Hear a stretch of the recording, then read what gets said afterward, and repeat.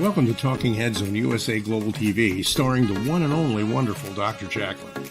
It's a prestigious place where world-class influencers and experts meet, and where you'll find the most trusted advisors and coaches for all things in life and business. Visit usaglobaltv.com to sign up for our newsletter, get the value you need, and be first in line to learn about events and giveaways and other valuable content. Connect with us. Email Dr. Jacalyn at usaglobaltv.com to talk about how you can become part of USA Global TV. That's USA Global TV, where the doctor is always in. Hello, everyone, and welcome to USA Global TV and to our friends listening on Business Talk Radio. I'm Dr. Jacalyn Kerbeck, and our show today is The Listening Mentor. Things may change and come in and out of style, but in my opinion, being an excellent listener will always be relevant and important. I started this program and also the Power of Listening courses so that people could learn how to authentically listen to each other. Our program enables people who are graduates of the Power of Listening to become certified and to be guests on our show. And during our show, we do live role plays. We also discuss various scenarios where listening is really important and what we learn from each other as a team of elevated listeners. So today, joining me is Mr. Hiett Ives, who is a graduate of our program. He is also a B2B strategist and a trade show marketing expert, and he's also a best-selling author. And he really cares about giving people a safe place to feel listened to and to be heard. Let's welcome him to the program. Hi, Hiett. Good afternoon, Doctor. Good to be with you again. Thank you. Good to see you as well. We just had our big launch on Monday, I think it was. It seems like weeks ago, but it was actually just 2 days ago. It's hard to believe. So, Hiett, I'm really glad that you're here and that you are continuously come back and are open to sharing with our audience why it's so important to listen. So before we begin, I gave you a little bit of an introduction. I'm going to spotlight you. And why don't you share with our audience how it is that you use listening in those capacities that I just mentioned as a B2B strategist, a trade show marketing expert, and a best-selling author? One of the areas of my expertise is business-to-business trade show marketing. And I get people to qualify themselves or disqualify themselves by asking open-ended questions. And it's real important, one, once you've asked the open-ended question, to listen very carefully, because when a open-ended question is, of course, that's one that cannot be answered with a yes or no. When it's properly constructed, when you ask the person, they have to give you a reason. How do you use this? Where do you use this? When do you use this? Who uses this? What application do you have for this? Only by being open to hearing how they answer that can you move forward. Very good points, Hiett. Thank you. And our subject today is, what are you missing when you're not listening?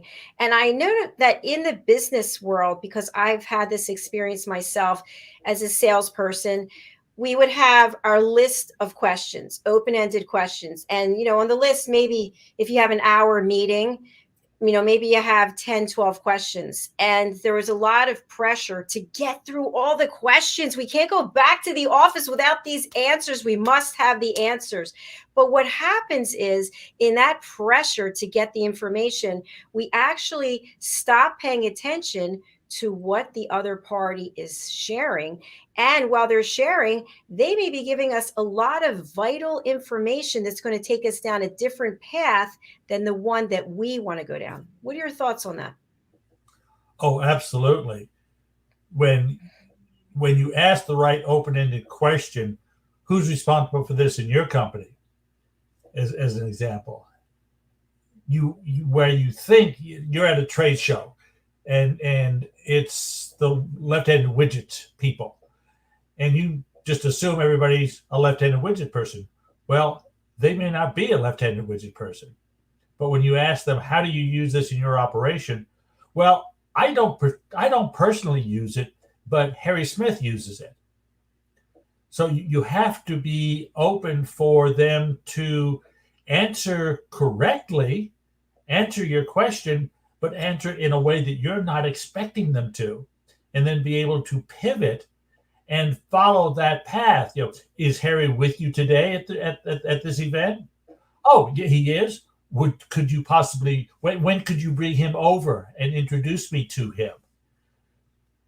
So yeah, if the questions that you think you want to answer are all relevant to, it's going to be the right person that I'm asking the questions of.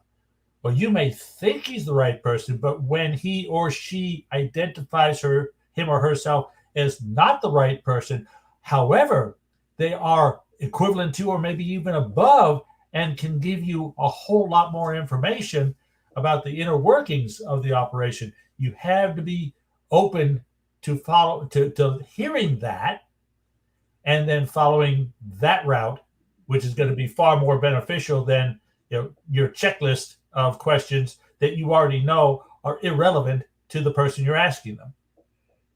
Really good points. And when we think about being prepared for the unknown, it's hard to do that, but things happen, things come up. And we just had something come up right now that's really actually cool. One of our elevated listener team members is actually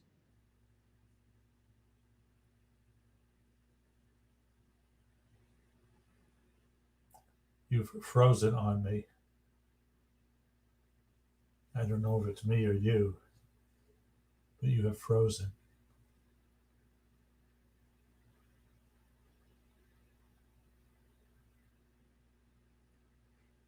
I'm not sure what to do, whether I'm still on here or where you have gone.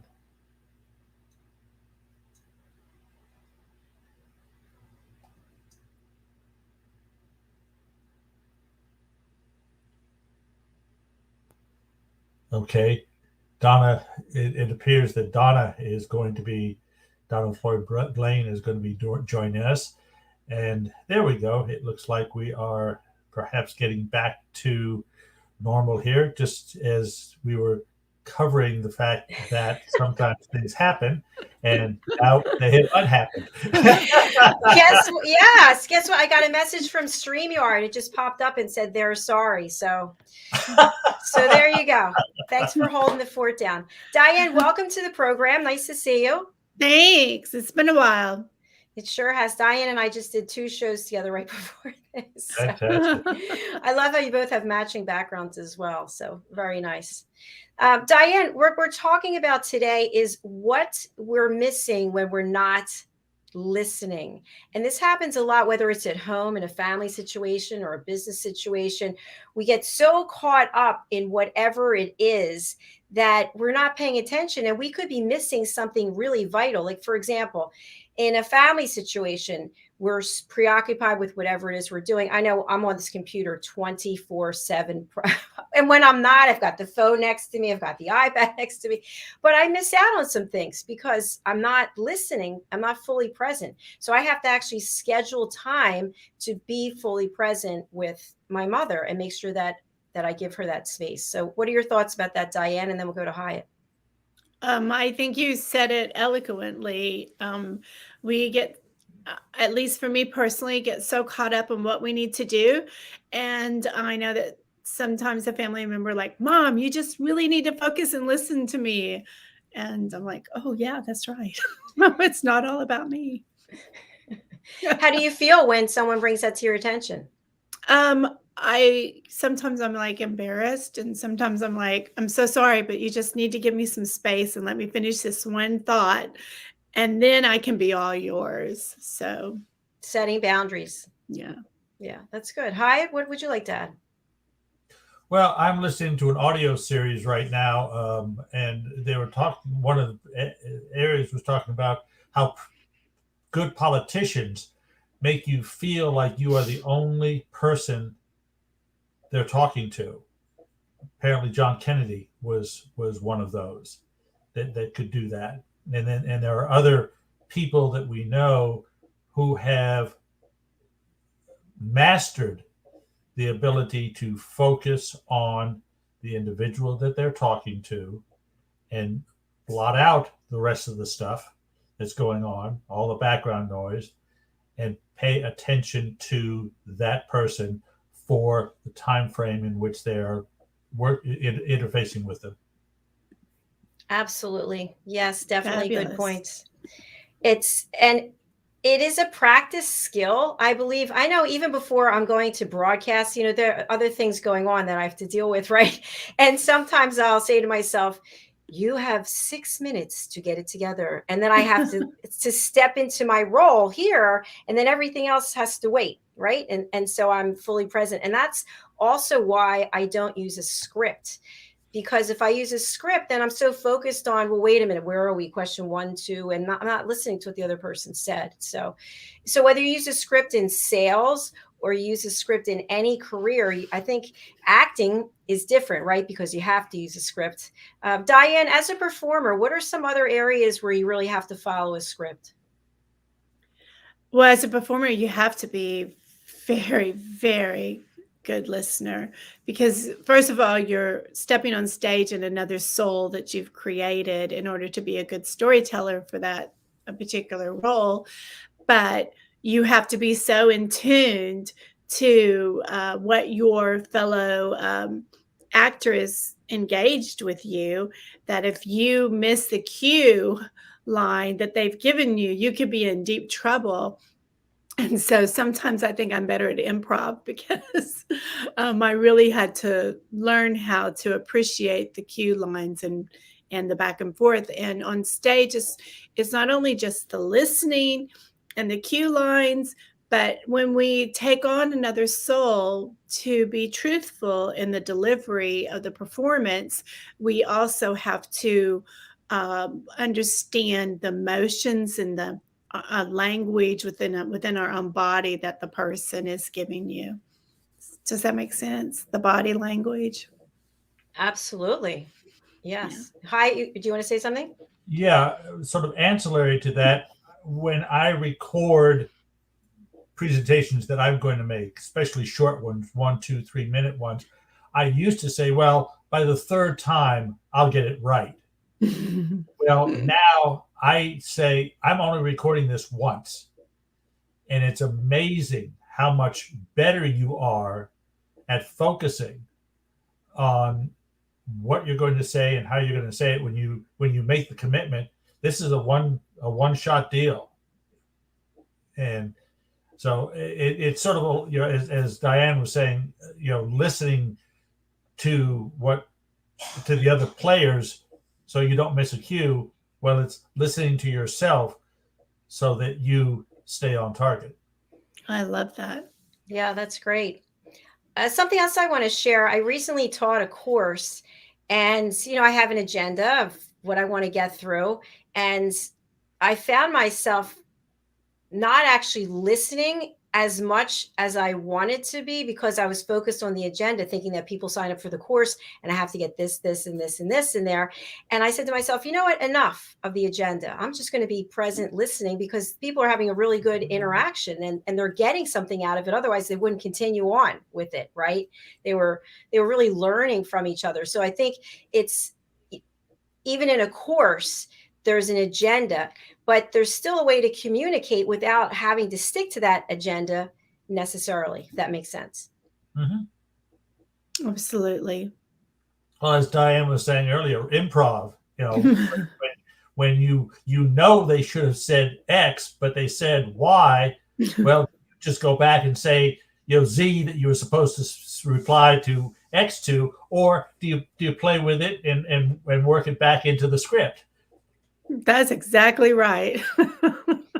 That is right. Hi, have you ever been an actor or performer? Not really. I have been on stage, but no, I have not pursued that. What kind of stage work were you doing? It was I don't know, it was a high school or college. I I was asked in at the last minute to play a part that's really the only. It's not a direction I've taken. However, because I am a public speaker and because I am a 50-year Toastmaster, I have no problem whatsoever getting up on stage and improving or handling a script that's given to me. But this conversation is helping me realize the more I can focus on the moment and not, what's the script supposed to include and what points am I supposed to be making and who's coming on next. No, stay here in the minute, in the moment, and focus on you, Dr. Jacalyn, and you, Diane, and, take it from there. That's wonderful. Thank you for sharing that, Hiett. I'm just thinking there's certain actors, I'm not going to mention names, but certain actors who don't act anymore because of their memory. They can't remember the script. They can't remember the lines. And I wonder if they started doing movies where there's and actually there's a TV show like this. I'm not going to say the name either. It's with his name's Larry David. I can't think of the show. Oh, I know what it is. Anyway, there's no script. It's like an outline of what the show's supposed to be. And everybody shows up and I'm wondering, what if we had a little bit more of that in life? Instead of having to follow a script, what if we just followed our heart, followed our intuition in movies, and they didn't have it so rigid where they picked the actors and actresses and just said, hey, this is what we want to get across today. Give it a shot. Let's see where it goes. It would be very interesting as long as every actor didn't think that they were the main star of the show. So we're getting into ego, right? Yeah, exactly. Yeah. I want to talk a little bit about that. I want to talk about listening with your heart or listening with your ego.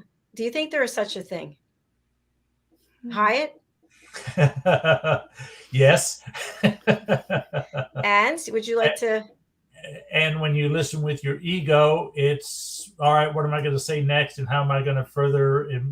You're not really listening. You are using it to prep you for what you're going to say next.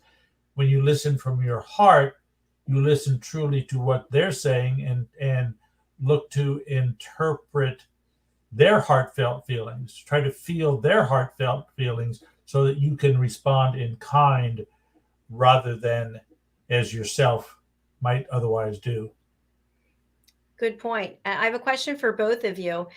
There have been, I don't know why I'm focused on movies today, but there have been so many movies about the business world, about Wall Street, about hedge funds, about this and that. And I'm going to outdo him. And, I'm going to blow my competition out of the water. So my question for you is, when we think about leading with our heart and having heart-centric businesses, do we still need that ego in order to conduct business if it's a real, one-upsmanship out there in the world where people are cutthroat and trying to just eliminate their competition? Or can we exist in a world where we don't have any ego in the business? It's all heart-centric. I mean, we're not there today, obviously, but what are your thoughts about, can we go there?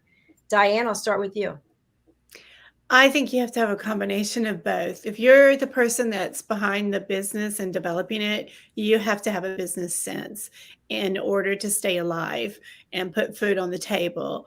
But then when it comes time for presentation, then obviously you need people to want to engage with you, want to be with you, and they know if you are being truthful. And I think for me personally, I think heart-centric, the definition for me is truthfulness. And then I think you have a successful business. But I'd be curious to hear what Hiett has to say. Well, there are certain heartfelt people, Gandhi, Mother Teresa, the Dalai Lama, that they are recognized as being heartfelt people, and work, I won't say 100%, but try to work 100% from that point of view. Then there are others that have the heartfelt, but are also business people. I think of Margaret Thatcher, Ronald Reagan, people that would listen, but then would have their own focus and apply their focus to the situation, and applying it with empathy, but applying it with force. If that makes sense. Absolutely. Those are two great examples, and very different from in the corporate business world that I was referring to. And I really loved what you said. Yeah, I was listening to a Sidney Poitier testimonial thing, and one of the movies, and I'm not going to remember which one it was, where he gets slapped by a white man, and he immediately slaps him back.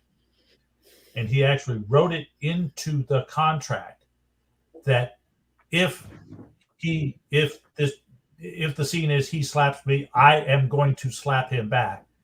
And I will, but he knew it was integral to the message that had to be delivered. And it was the only way it could be effectively done. And it was at a time that, he could have been put in jail for that.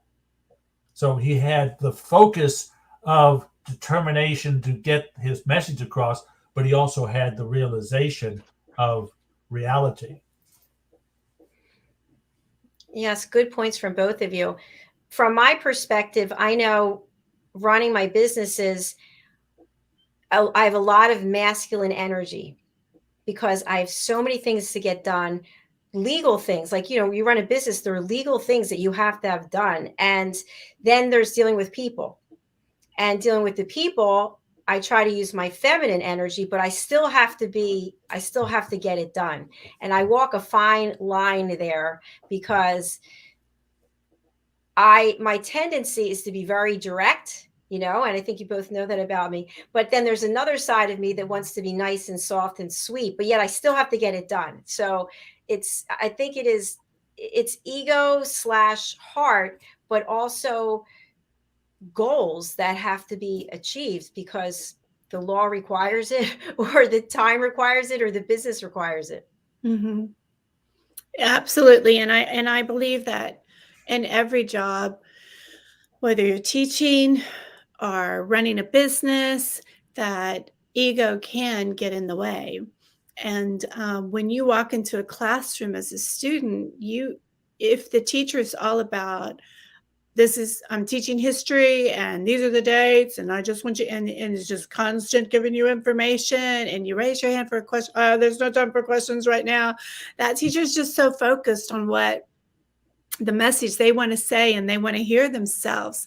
But then you walk into another classroom with the same exact topic, and then you have the teachers that has, on the board, these are the objectives I want to reach today. There'll be some discussion, but I'm going to deliver a message for each one, and then we'll discuss it. And there is this engagement and back and forth. And then guess which teacher the kids want to have? They want to have that one that they can have engagement with, because they feel like that teacher really cares and values what they have to say. So the combination. Yeah. Good example. Hi. Using faith as another example. I graduated from Georgetown University. It is a Catholic university. Bill Clinton was in the class ahead of me. And 10 years later, I am president of the Houston Georgetown Alumni Club. The president of the university comes down, and Bill Clinton has just left the presidency, and he is being given the bully pulpit of Georgetown University to talk. And I confronted the president of the university. I said, Georgetown is a Catholic university, faith-based university. Bill Clinton is the antithesis of that ethic.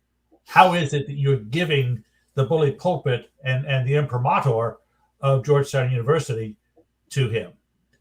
And he gave me a political answer. Well, he is the president of the United States. He is a little minor detail. Yeah. He was letting the reality of politics and so on overcome one of the raison d'etres of the university. background and philosophy be damned, he is the president of the United States and can do a lot for us. So we'll overlook his transgressions, and of course we see that level of hypocrisy in a whole lot of areas.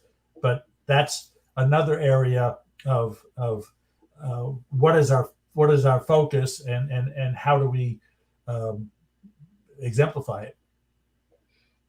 Yes, thanks for sharing that. That's an interesting story. And I'm wondering, what if instead of that one person making that determination, what if it was put out to a vote for, the multitudes? Hey, should we have Bill Clinton speak here? How might that have changed the outcome? Good question. We don't know. You go ahead, Diane. No. I can't wait to hear what you have to say. I was just saying you don't know. Yeah, that's an answer of the moment. Back then I would hope that the student body would have said, no, don't let him back in. We want to keep the ethics, the standards, the vision of this university at a higher level than he has currently exemplified. Unfortunately, in today's world, it would become si comme ça, so he did this, so he did this, all of which are against the 10 commandments and against what should be norms. But so what? Yeah, so what? Dr. Jacalyn and Hiett, what you made me think of because of politics. It's such a football game now. But when we go back to listening, you think about the football players. The quarterback tells them the play they're going to do. They all have to be so focused and recall that play and be, as Hiett, you said it so beautifully, be in the moment. Even if they're ticked off about something that just happened, they have to shrug it off. They have to listen, be in the moment in order to deliver the next play. And I think that's the ultimate listener. I think that's the ultimate listener is excuse me, Dr. but be ready for the next play, but also realize that play may not happen. And they need to adjust. If the quarterback was supposed to throw from the pocket but goes around the side, then I need to adjust what I'm doing to meet that new reality. That is very true. Flexibility. Thank you. There you go. When it comes to sports, one area of focus I think is just off the charts is tennis. When you think about men's singles, out of 5 sets, back, it's incredible. You can't have anything else in your mind. And whatever's going on in the crowd, people booing or cheering, you have to just block it all out and have your focus just on that game, on that play. That's what's it called? Anybody? Tennis? Volleying. Volley, thank you. On that point. I'm not a tennis person, yes. On that point. Yeah. Yes. And almost with any sports, baseball, all of it. We have seen the seasoned pro against the neophyte, and the neophyte gets up a couple of sets on a 5-set game, and it looks like it's going to be an upset. But then the pro knows it's 5 sets and comes back and wins 3-2. But on the other side, it's when the young kid that's up 2-0 and rattles the pro, and the pro loses focus, and the young neophyte says, "Hey, I've got him in my grasp, and I'm going to follow through this," and wins 3-0. Mm-hmm. It is definitely interesting to watch professional tennis. I love it. My mom is a diehard, so I actually played tennis also, and I gave it up because you can't do everything, right? You can't do everything. Can't do everything. So, a question I have for the two of you as we come to the end of our show today: when it comes to listening, what would you say to our audience? What are some of the areas where you feel that you're listening more effectively than you were before? It could be just one area. I'll start with you, Diane. I knew you were going to say me. I will say, Dr. Jacalyn, and for everyone listening, I am so grateful that I took your classes. I know I say it all the time. I thought I was a good listener until I took your classes, and I decided that, and Hiett, again, kudos for you for saying it in the moment. I think all of us are so busy. We have a lot of things that we hope to accomplish during the day. And so sometimes we're like, okay, and you think you're listening, and then you have to go back and say, okay, what did you say? I'm so sorry. Would you repeat that? And because of you, or your classes, I have learned to become more focused, as we were speaking earlier, and to stay in the moment. And there are moments that I look back on my life and conversations. Now I'm going to cry, especially with my mom. And I wish I'd been more focused. So thank you. Thank you for sharing that, Diane. And you already were a really good listener, so I'm just going to put that out there. Hiett, what are your thoughts? Well, that being in the moment, I tend to have 2 or 3, 4 things, multitasking, which I know is impossible, but I still try to do. And you get out of the moment. I'll give a perfect example. A number of years ago, I went in to make a presentation on a Friday morning for a new piece of business. The president of the company and I hit it off real well. And went bam, bam, bam, I'll be back to you Monday morning with a proposal. And as I'm driving away thinking, wow, I've got to put a lot of hours into this weekend. I got home and realized I forgot to ask them the one question. What do you need from me? I actually called him, and it was her, actually. I called her back and said, I have to apologize, but I failed to ask you a crucial question. What do you need from me? She said, oh, I just need this and this. It was a quarter of what I thought I was going to have to present. And of course, by asking her and getting her answer and coming back Monday morning with that 25%, I got the business. Yay.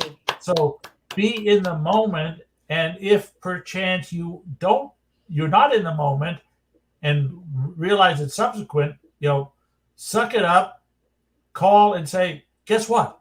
I failed. I forgot to follow number 1 rule. Ask you what you want. I.e., I wasn't really listening this morning as much as I should have been. So help me by giving me a second chance. Wow. I just got like That's a little powerful. flutter in my heart. That is very powerful. Good for you. Good for you. And something that I just want our viewers and listeners to take away is that it is not possible to be an effective listener all the time. It's just not, because we have things we have to get done constantly. But when you are giving somebody that time, make sure you are really there. And if you're not available to do it, that's okay. It's okay. Like Diane, you shared, hey, give me a minute to finish this project. I'd even be a little more specific to give yourself a break. I need about an hour right now to finish up what I'm doing, because I want to be totally present for you, Diane. I want to be here for you without all these distractions. How does that sound? Perfect. I'll be there. See you in an hour. I think what we all want is we all want to feel appreciated and respected. And knowing that we're human beings and we're flawed, we can't possibly be available and attentive all the time. So just keep that in mind. We need to give ourselves a break. And we also need to realize that to-do list is still there. And sometimes we have to put it aside because the people might not always be there. Let me add one thing. Yesterday, I had a friend that I've known for several years who asked me to come and sit down with him for about an hour yesterday morning. And he gave me a lot of good insight, and we got a lot done. And last night, before I closed everything down, I wrote him a text. I thanked him for being there for me. I didn't know that I needed it. I wasn't particularly happy that he asked for that time, but in retrospect, he was looking out for me. And when people do that for you, acknowledge it, so that they will continue to do it, and you will continue to recognize what they're doing for you. Beautiful. Thank you. And then I think it also gives you the opportunity to pay it forward because you didn't realize you needed it, right? Somebody else is out there. They don't realize they need it. And I think back to when we all started working together, we had other people on our team than we have now. And I say to myself, I wonder what happened to XYZ. I wonder, why they're not here. And I thought because they came for a reason. They were here for a reason. And now they're somewhere else. And that's how life is. It's like someone's put into our life, and let's appreciate them and honor them and realize that it might not be forever because we're all on different journeys. Mm-hmm. Beautiful. Well, I think we've solved all of the problems in the world today. Yes. If only the politicians would listen to us. Exactly. Well, I want our audience to know that our new website is up. It's usaglobaltv.com. And last night I spent time to the wee hours of the morning putting all of the new bookings over onto USA Global TV. So for elevated listeners only, you can now go to usaglobaltv.com and you can book your session. If you already had bookings, they're still there, so don't worry. But it's, again, only for people who have passed and have certification for the power of listening. And you can go over to Eventbrite. But soon, and there's more, you can go over to drjacalyn.com and you can book all of the courses right on there. Thank you, Daphne, for making it so easy. Amen. All right. Amen. I apologize. I was taking notes to where to send it. My apologies. I looked down. That's okay. That's okay.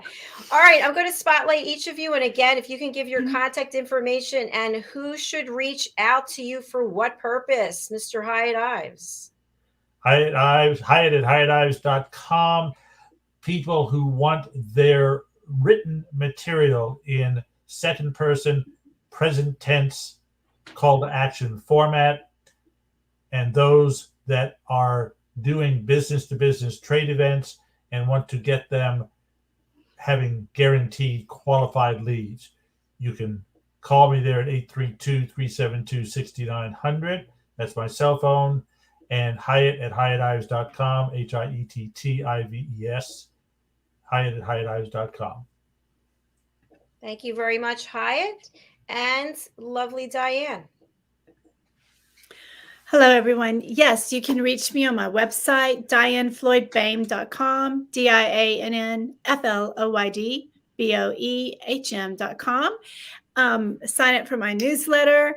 If you're interested in having me come visit a school, speak at one of your conferences, and the power of storytelling, the power of being strong and discovering your voice, I'm the person for you. I also write children's books, and I have my young adult historical fiction book out, Rise, a Girl's Struggle for More, and you can find all those on Amazon. Thank you, Dr. Jacalyn.